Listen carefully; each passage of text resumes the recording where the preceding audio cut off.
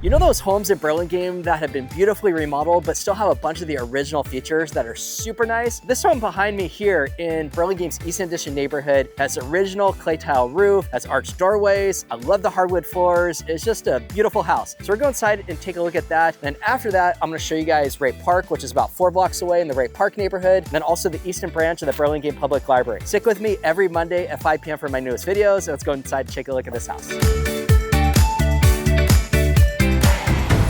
So this home was built in 1924, and a lot of times when people think about Burlingame and older houses, like this one absolutely checks the box, and I hope you agree with me. But come on inside and take a look. It's really cool that we have this patio here. You know, you can just kind of sit out here, relax. You have a really pretty neighborhood view here with some really nice trees. I will say that Easton Addition, this neighborhood, is the second most expensive neighborhood in Burlingame. In this video, I'm gonna tell you guys a little bit why it is super popular and why people just throw down lots of cash to live here. Let's go inside and take a look. So if we just start here, I mean, take a look at this door from 1924. First of all, this thing is solid, right? If you go buy a brand new door, like not an inexpensive door, you could be spending $5 on a door here. So this is kind of cool. It's got some nice features. I like the arch there. I love the casings around here. We've got all the original crown moldings, original casings. And actually this is an original window, which is beautiful. You can obviously easily replace these, but on a house like this, it's kind of part of the character. And because the climate here is so mild year round, of course, do you get some heat loss? Of course. Right? Dual pane is gonna be for sure better, but it's pretty minimal. The home that I grew up in, Burlingame, that my mom and dad still own, was built in 1911. And that house, it's like kind of, you know, the heat was original and it wasn't that great and stuff, and they finally upgraded it recently. But anyways, this is not a huge deal, is my point, because I kind of grew up in the single pane, and in our current house, it's new, and so we do have the dual pane, and I do like it, but it's not like you see something in Burlingame, that single pane, it's like freak out mode if you're coming from the Midwest, where it's like, no one would want that, right? It's cold out there. So I love these kind of picturesque windows here. This is the family room. There's another cool kind of family room over there that we'll get to in a sec, but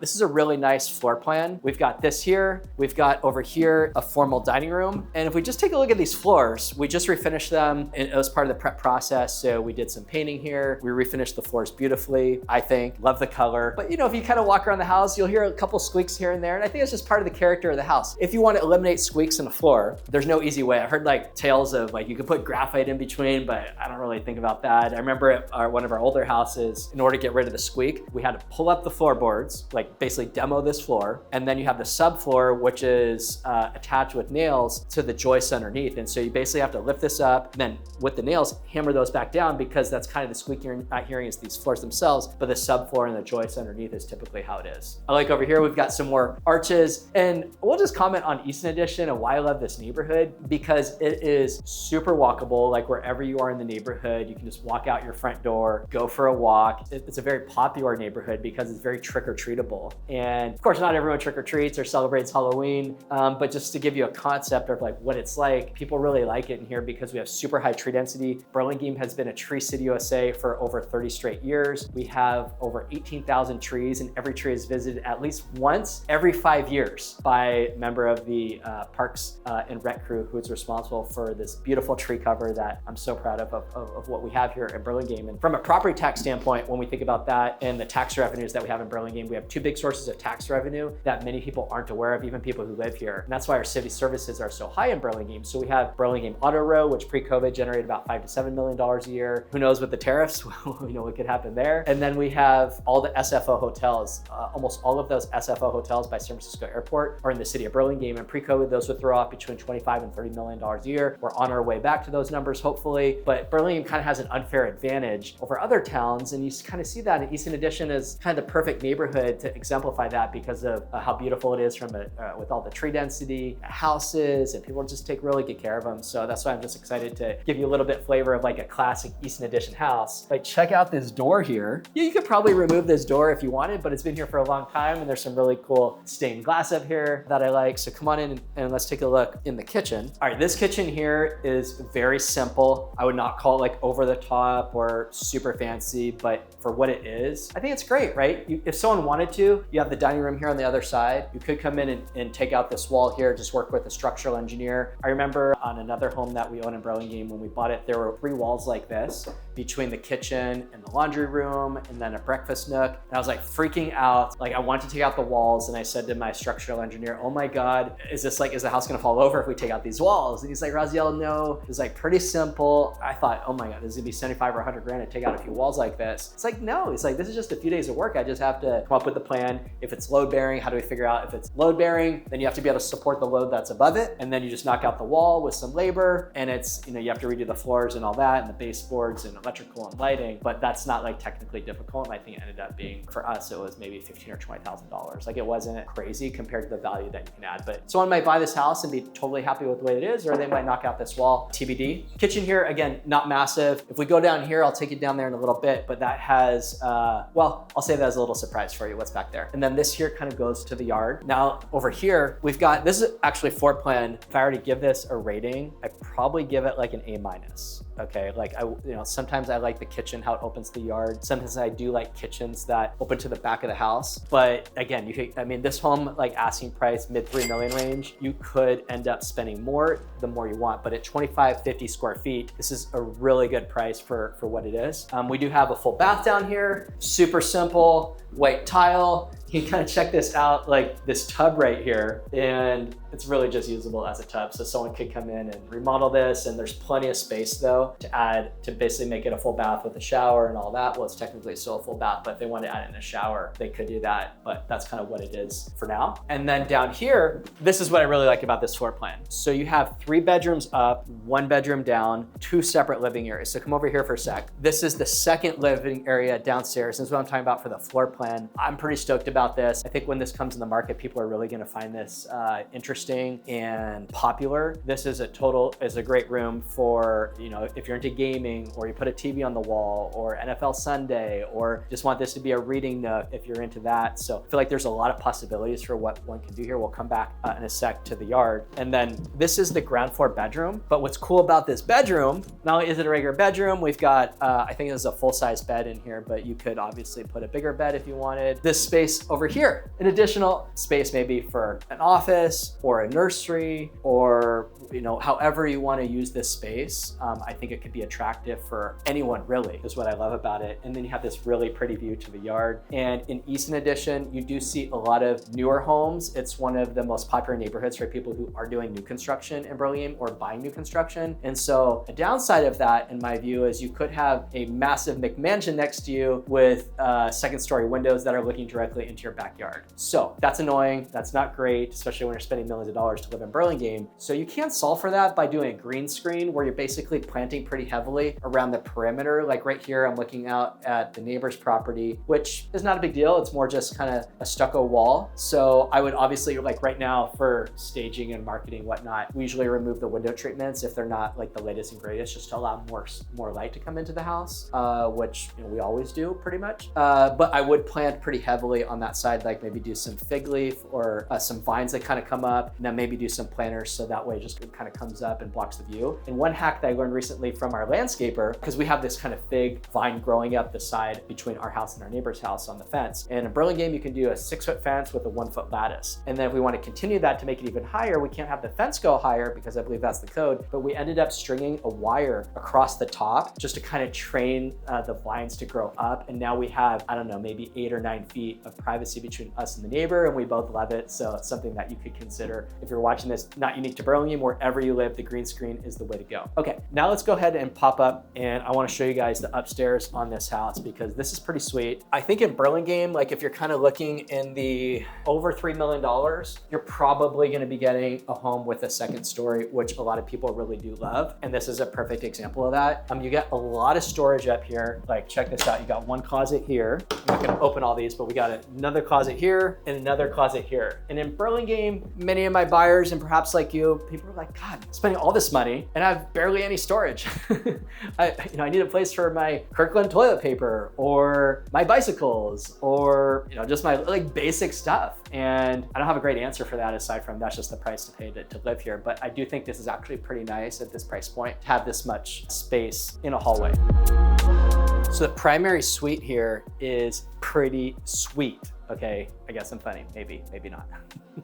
And it's actually a pretty spacious primary bedroom. And I would say this one, if you're into natural light, like me, I'm a total natural light. I don't know if you can say natural light snob, but there's nothing snobbiness about natural light. So maybe I don't know what I'm talking about, but basically this is really nice here. You get a lot of light that's coming in, and we have two types of roofs on this house. We have a Spanish style roof right here. And these tiles actually can last a really long time, like over 100 years. And then over there, we have a flat roof, which is a tar and gravel roof. And then the rest of the house is Spanish tile. And actually, if you ever want to replace these roofs, which you do at some point, you basically want to lift up the tile and then replace the underlayment that's underneath. And so these roofs can be more expensive to maintain, but you do it less often than you do like composition shingle roofs, which can last 30, 40, 50 years, depending on the quality and how much you spend. These can last sometimes as long or if not longer, but there's a little bit more labor involved because you have to pick up each one and then put them back down, and it is what it is, but they are beautiful. And I really love the Spanish style. All right, over here, if you watch some of my other videos, you know that I'm a little bit of a closet guy. So this is a really huge primary closet. And it's just untouched, waiting for someone to come in here and trick it out. I don't think you can put an island here. Like if you saw my video on Elm in Burlingame Park for about 12 million, that was an absolutely insane closet. So check that out. But here, this is pretty good for Easton Addition, like in the mid threes-ish. No one's complaining. All right, and here we have a very simple primary bath, totally move-inable, awesome, but it is possible someone could come in here again and remodel this bathroom if they wanted, maybe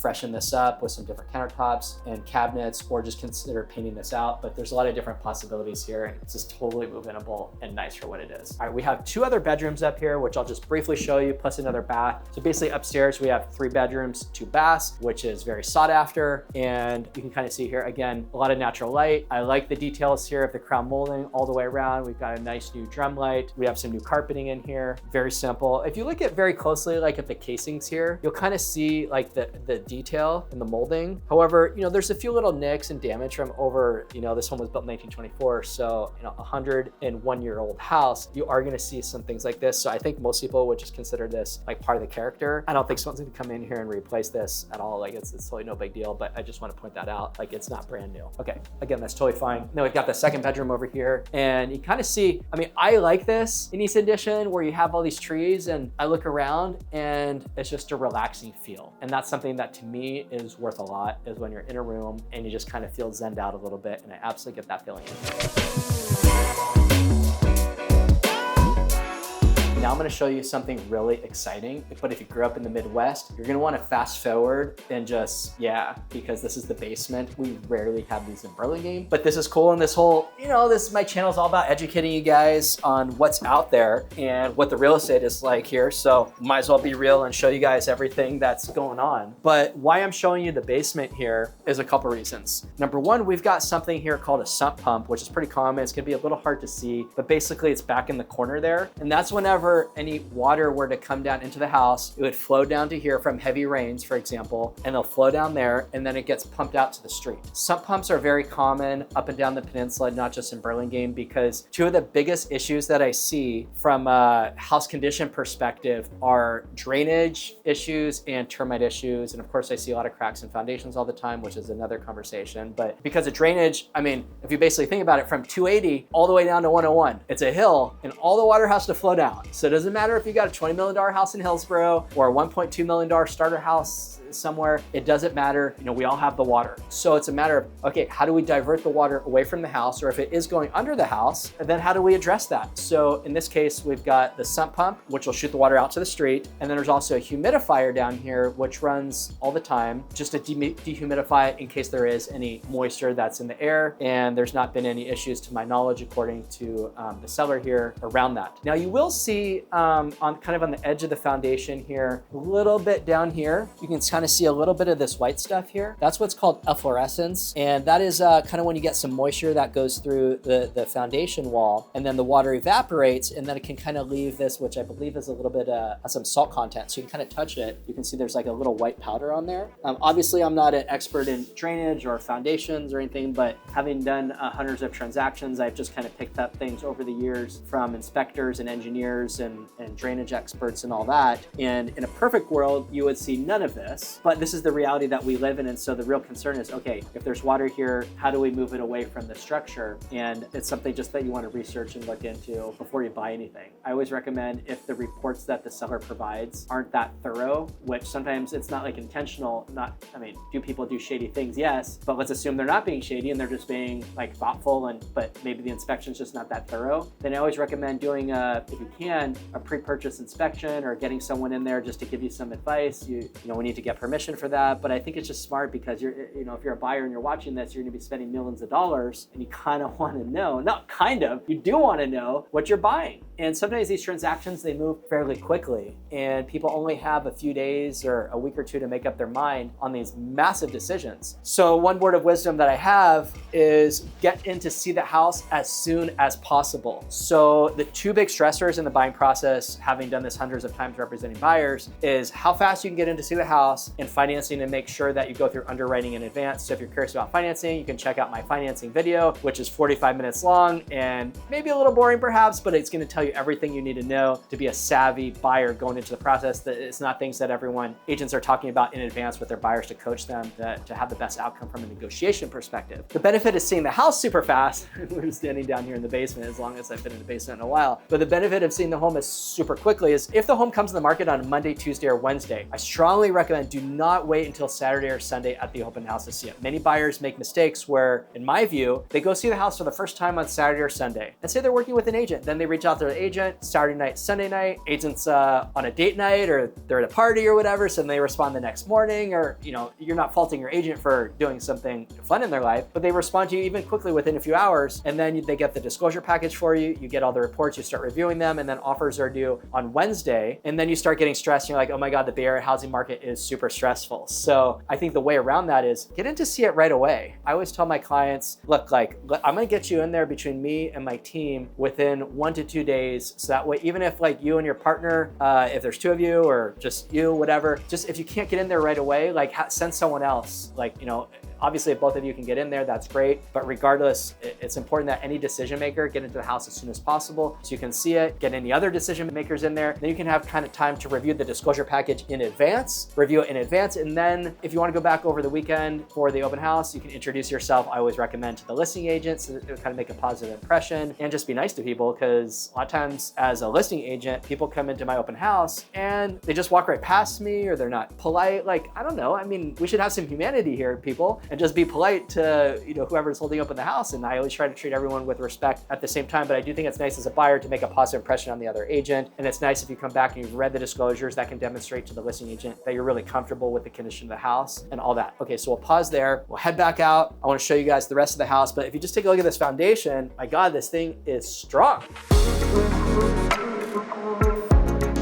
So this house is on a lot size of a little over 5,000 square feet. And most in Easton Addition, this is like a little smaller, but where we are now on Hale and Poppy, these are two of my favorite streets in all of Burlingame. You'll just have to come to experience it and see why. It's a really close-knit community in here from just the different people who I know, and people rave about it, but you will get a slightly smaller lot size. So here we have a detached one-car garage. In my view, having a home with an attached garage is even better, but again, it's totally not a big deal, because you end up having this, I'll kind of show you this, but this really long driveway all the way down the side of the house, which is very common in Easton Addition and throughout Burlingame. If you have a detached garage, then you're gonna have this driveway space. And you can see here, this is like too narrow, really. I guess you could park a Mini or something in here, but if you've got whatever car you have, if you park it in here, it's probably not that practical. Now, on most homes in Burlingame, this is narrower. Most homes that do have the detached garage, you are gonna get some more width here. I think this is actually better that there's less space here because it means you get a little bit more width of the house, which is what most people want. No one's really like, how do people use this space? Well, there's a lot of different ways that it can be used, but I think most people would prefer to have less driveway and have the garage a little bit farther forward. But again, these are not a big deal. Like in this price, you know, if you want an attached garage, then obviously a house like this would not be a fit for you. But if you do want an attached garage, I think you can get it. If you're looking for a house kind of like this in Burlingame or anywhere in the peninsula, give me a call. I'd love to chat with you about it. Okay. Over here, from a garage perspective, you can see this is very simple garage, nothing fancy. If you watch some of my other videos, you've seen some pretty crazy garages and toys and stuff like that. But again, this is simple. You can even make this like a home office if you wanted to. Nothing fancy, but I remember during peak COVID, when the world we thought it was ending, we had a garage like this, a house that we now rent out. And I basically just sat out here with like a $30 table from Costco, a little electric heater, and I have my Zoom backdrop here, and it was great. So obviously not ideal or perfect, but there's a lot of different ways that you can use this space. And in Burlingame, where space is always at a premium, you see people get creative sometimes. All right, I want to give you an idea on what pricing costs here in the Easton Addition neighborhood. And my memory's not strong enough to tell you all the stats that I'm about to tell you, but I think it's very fascinating. So if we look back in 2024, we had 51 sales with the average list to sale price ratio of 104%. That means the average home in the Easton Addition neighborhood sold 4% over the asking price, okay? Over the last 6 years, the highest in 1 year was 108%. That was back in 2018, but prices were a lot lower. So even, I mean, it's crazy. Last year, we had an average sale price in Easton Addition of $3,351,000 and a median sale price of $3,240,000. And the overall median in Burlingame was $2,815,000. So the only neighborhood in Burlingame that is more expensive is Burlingame Park, and that is walking distance to downtown Burlingame and Burlingame Ave, bordered by Hillsborough. You get some larger lots in there, therefore some bigger houses. Actually did an off-market transaction there, pretty pricey in the $7 million range. There, if you saw my other video on Elm Street, that's a home with an asking price of $12 million, so it gets pretty pricey in there. But Easton Addition, you know, kind of range, like if you're looking to buy a lot and then build a new house, Easton Addition are going to kind of be starting out about 2.1 to 2.5. That's just lot value with an older house on it that you have to pay tens of thousands of dollars to remove. You know, is that sad if you're removing an older house? Yes. But if we just talk about like from a value standpoint, a lot of times people will tear that down, then they will build a new house, and it's usually a 6,000 square foot lot in Easton Addition that they're doing. So 3,000 on a 6,000-ish. Plus you could add an ADU now of up to 800 square feet. That'd be pretty squish backyard. But if you saw my video that I did last year on a home in the 1500 block of Bernal in Easton Addition, that they did a great job. That builder, Britt Sargent, builds great homes. Sandy Camarado was the listing agent on it, and that just had a beautiful backyard and really flowed well, I thought, with the house as well. So that's becoming more popular, the ADU thing. Could you turn this into an ADU? You could, but then you lose some storage, so it's something I'd want to kind of think about. But going back to numbers in Easton Addition, if you're looking to be here, a 3-bedroom home is going to kind of be starting in the higher $2 million range and go up to low $3 million range, but there's a wide variety there. And then a 4-bedroom home is going to kind of be starting about where we are here in the mid $3 million range, and then go all the way up to a new construction home, which they rarely pop up now, but if you do see one, it's probably going to be about 5 million plus or minus. I've done a few off-market transactions in the last 6 months representing buyers in Easton Addition between like 4.3 and 4.7 million. And interestingly, 2 of those 3 were older homes that were built like kind of in the 90s or early 2000s. And 2 of those 3 had attached garages. And so my clients, because you can't really build a new construction home now with the attached garage, it's pretty hard. And so they found a ton of value in getting a home that was a little more dated. I mean, not really truly dated, but just not 2025 remodel or vintage. And they ended up, they're doing significant renovations inside to kind of bring it more up to what you could expect nowadays for a higher end home. And those were, again, low to mid $4 million. Then 5 million will get you new construction, and then up to about 5.5 million. The most expensive homes in Easton Addition have sold in the mid to high $6 million range. I haven't seen anything that's been 7 million or more. So as we're about to go inside, I just want to point this out here. So we have the rain gutter here from the roof, and then the water lets out down here. This is very common for older houses. Not a huge deal, but if you're building brand new or you're redoing all the drainage, then the downspout here would be connected underground and then would go out with gravity or a second sump pump in the backyard, depending on the slope or the topography of the lot. That would be the ideal way to do it. In this case here, you just have the water is just going to drain all the way down the driveway, so that's fine. But a lot of time, and you can see there's a natural slope here, so it's less of a big deal, but you will see it a lot of times on older houses. Let's assume this is dirt here and it's flat, then the water's just gonna pool and let out right here. And that's where you're, where if you had like a moisture issue under a foundation, which you could see on other homes, like actual problems and water getting in, reasons like this, you can try to close that off and shift the water away. That's more like in the low-hanging fruit category. All right, so we're gonna do a little stroll through Easton Addition. I gotta get some steps in and then I wanna show you the library and Ray Park. First, let's check out this house here. This is a beautiful craftsman style home. I remember when this sold, I can't remember how long ago, maybe 10 years ago. Probably 3,000 square feet, probably 6,000 square foot lot. I believe both homes actually next door sold around the same time. I think they were both new construction. But if one of these were to come on the market today, my guess is maybe it'd be mid $4 million range, right? Unless it's totally renovated on the inside. Anyways, kind of while we're walking down to check out those two places I was telling you about, I want to give you a little history about the Easton Addition neighborhood. Oh my God, I love these hedges. I love these little trees here. Anyway, so Easton Addition, many people, they mispronounce the name of the neighborhood and call it Eastern Addition, but it's not the Eastern Addition. And funny enough, there's actually a neighborhood in San Mateo called Eastern Addition, which is east of California Drive, but in San Mateo, it's San Mateo Drive. And then just south the peninsula, that's the Bowie Estate neighborhood. And then there's Eastern Addition, even I get confused myself, just south of that. But the Easton Addition neighborhood was originally part of an estate called Black Hawk Estate by Anson Easton, also same family like the Mills family. And then there's the Mills Estate neighborhood, Mills Estates neighborhood, both in Millbrae and Burlingame. One neighborhood is called Mills Estates in Burlingame. And then the neighborhood just north of that, north of Truesdale, is called Mills Estate without the S, which is a little confusing to many people, but you don't need to remember that anyways. So this neighborhood here was about 1,500 acres, this like Easton Estate, like Black Hawk Estate. And around 1910, there's a couple different theories on this that I've learned over the years. I'm not sure which is actually true. I don't think anyone knows exactly, but one theory is it became called the town of Easton.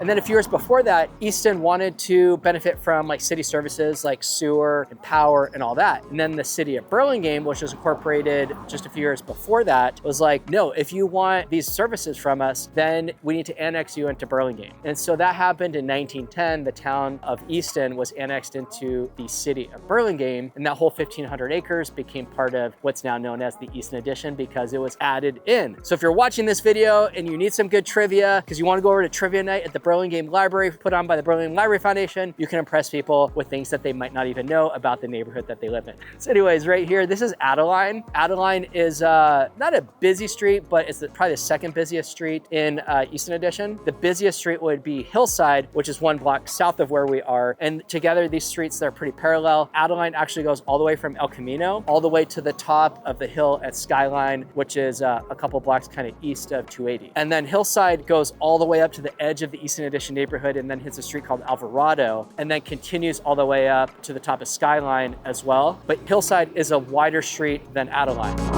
All right, so now we're just rolling on to Bernal, and we're in the 1500 block of Bernal, and we just kind of made a left from Adeline onto Bernal, and then we're gonna go one block, and this is kind of a cut-through street, which we'll talk about in a sec, but I just wanna point out this house, they're kind of redoing the outside, obviously, and they're probably gonna be putting stucco on here because you can kind of see that wire mesh there. There is a cedar roof up there, so it looks like they're replacing a wood shake roof, which you can see on the left that's darker. The beautiful new, on the right side, you can see like a wood cedar that I'm sure is fire rated. I actually have that on our house, and ours are a little bit smaller, but I think it looks super beautiful and definitely costs a lot more than composition shingle. If we take a look over at this house right here, you can see this has on a composition shingle roof, which is very popular. And I don't know, maybe like 90+% of homes around here are comp shingle roofs. But anyways, going back to Bernal being a cut-through street, there's two ways that you can go from the Easton Addition neighborhood into the Ray Park neighborhood on our way to Ray Park. One is on Bernal right here, and then the other is on Balboa. Balboa is just one block west of El Camino. Balboa goes, basically, it's the only street that goes north to south in both the Ray Park neighborhood and in the Easton Addition neighborhood. If you're on the east side of the street on Balboa in the backyard, you're probably gonna hear a little bit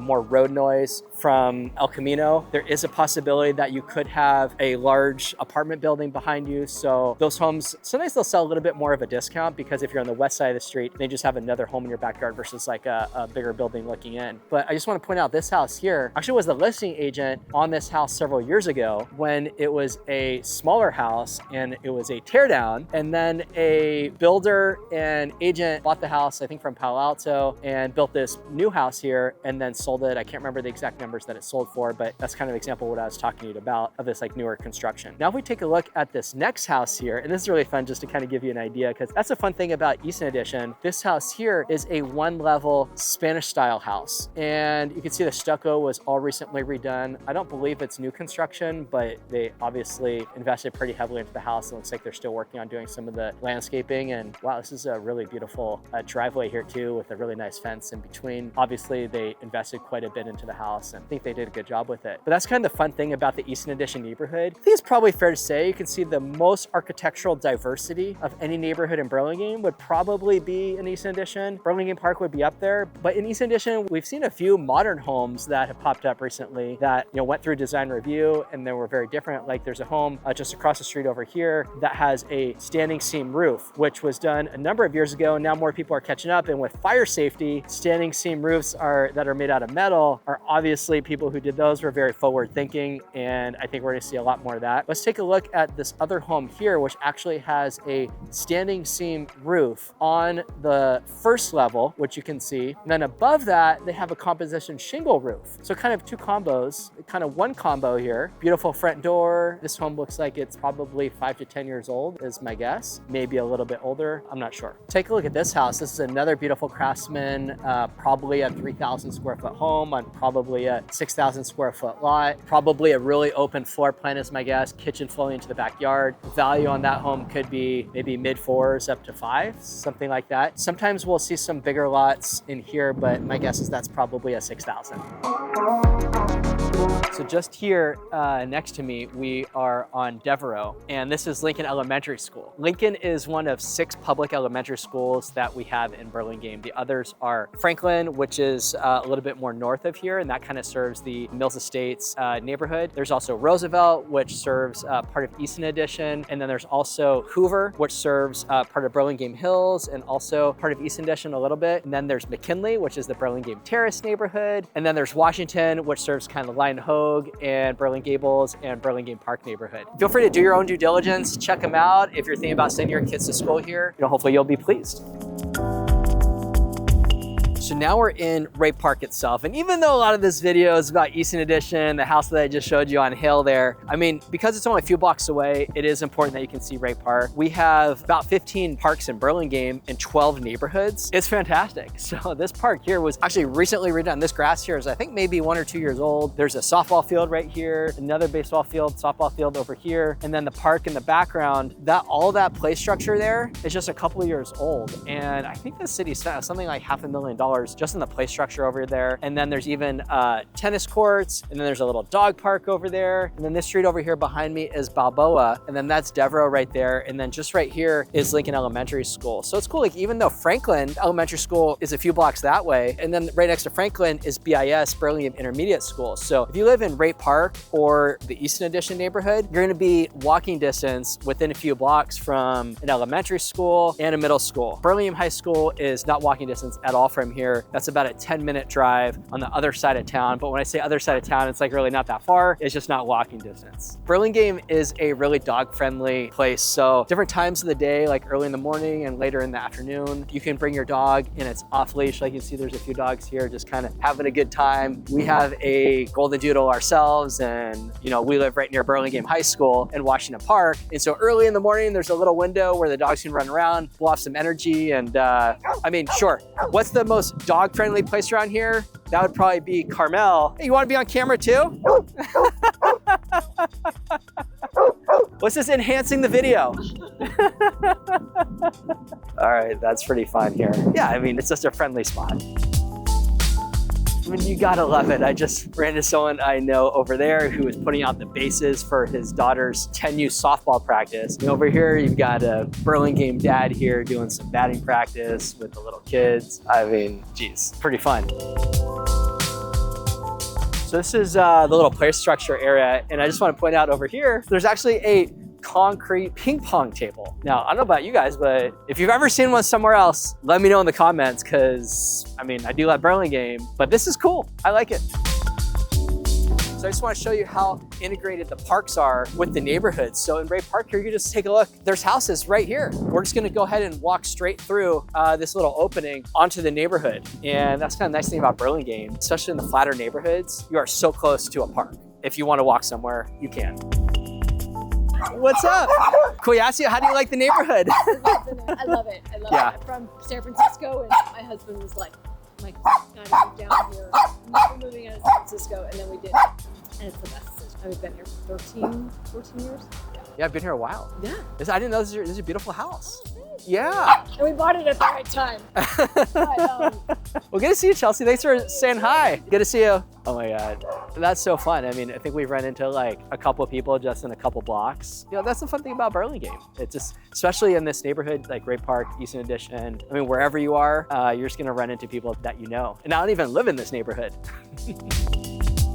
So now we're on Cortez in Easton Addition, and this is one of my favorite streets. I mean, just take a look up here. I mean, we're shooting this in the beginning of April, so we've got these beautiful cherry blossoms overhead, like on this whole block. So we'll keep walking here, but this is like ground zero for trick-or-treating. You gotta come back here if you're into that kind of thing. Other good spots in the peninsula, in addition to Easton Addition, Aragon, Baywood neighborhood in San Mateo, kind of right there, and then kind of White Oaks, Howard Park, Eucalyptus Street in San Carlos is pretty off the hook. I've never been there myself for Halloween, but last year we went, or last couple of years we went one with our son's friends in Aragon neighborhood, and they passed out like 2,000 pieces of candy. It's crazy. And the same thing in Burlingame right here in East Addition. This is just mobbed. Like these streets are just totally packed with people coming from, I'm sure, other cities just to come in here, trick or treat, enjoy the vibe, grab some candy. One of my closest friends from BIS in 6th grade, one of his very close family friends lives on Cortez. And so I've been over there, not for a while, because we're usually trick-or-treating with our son, but when I was a little bit younger, I would go over there in my 20s and just kind of hang out, and we'd have a beverage and just kind of enjoy the festivities. I mean, people were like going off the charts. I remember seeing one like ladder coming off a house like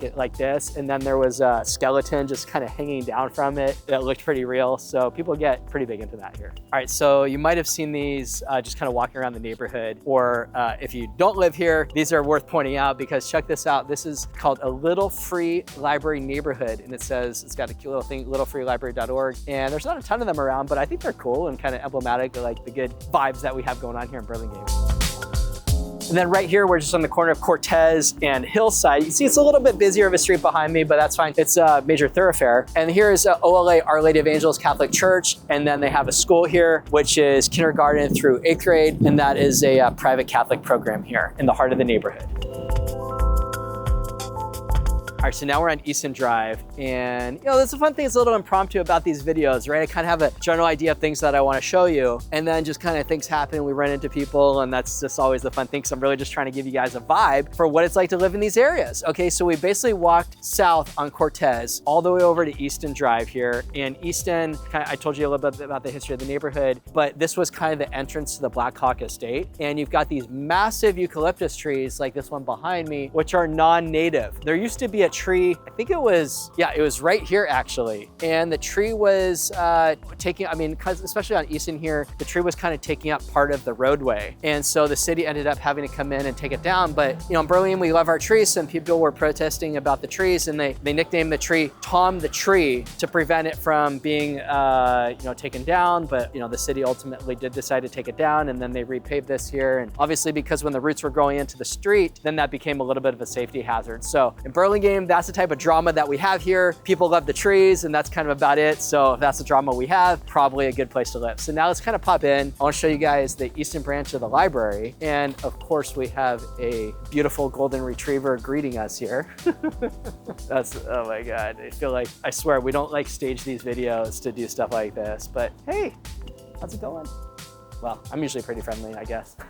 My husband started looking into Burlingame because of your videos. Wow, thank you. I appreciate that. So when did you come across them, or? Just a couple of months ago. Oh, wow. Yeah, so you just moved like recently. So are you renting in the neighborhood, or you bought? Oh, cool. Yeah, we were looking for houses in It was like one house for rent. And Yeah. God, it's like, Oh, good. So I'm happy to know that you found it really useful. good videos. Thank you. Thanks for doing it. Yeah. Well, nice to meet you.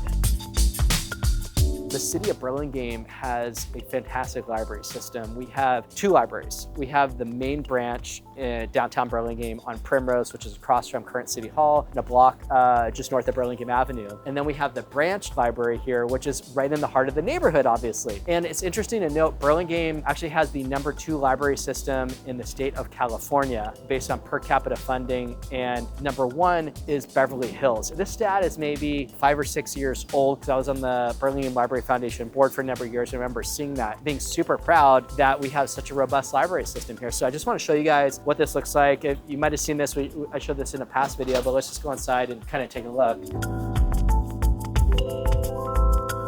Yeah, so again, we're just like, the school has already out, and you can see that there's kids just like sitting here with their parents and grandparents, and that's the fun thing about Burlingame. Let's just kind of walk a little bit more in here so you get an idea on the back of the library, like what it looks like. So a little over 10 years ago, the library had a major renovation of about $1 million, and so everything that you see here is fairly new. Like, they kept the structure of the building intact, but it ended up being like a pretty significant project, and I'm really proud of kind of how everything turned out. We've got some cool artwork here where you can kind of see the book. I like this. And then back over here.